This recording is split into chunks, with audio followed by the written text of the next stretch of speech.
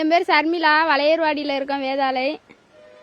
தண்ணி இப்படி கிடக்குது, போக வர முடியலை. பச்சை பிள்ளை வச்சுக்கிட்டு பால் வாங்க போக முடியலை, பள்ளிக்கூடத்துக்கு விட முடியல, எதுக்கு விட முடியலை.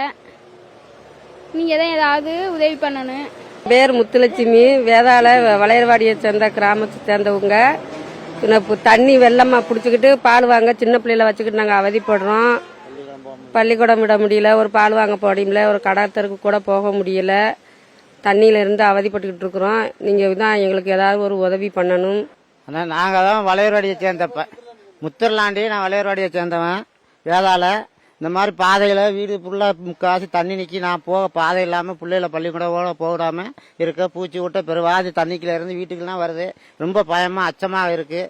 ஏதாவது எங்களுக்கு ஒரு நல்ல முடிவை பார்த்து செய்யுங்க, நல்ல முடிவை பார்த்து செய்யுங்க.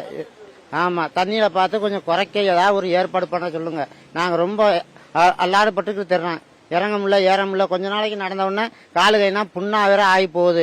இந்த சேத்து புண்ணுன்னு சொல்றது வெள்ளை வெள்ளையா விரலுக்கு ஊடால காலு கையினா புண்ணா ஆகி போகுது. அதுக்கு பயந்துக்கிட்டு முக்காவாசி தண்ணிக்கல் நனையமில்ல, நனைஞ்சாலும் ரொம்ப வேதனை ஆகி போகுது. நாங்கள் வீட்டுக்குள்ளே இருக்க வேண்டிய சூழ்நிலை இருக்கு.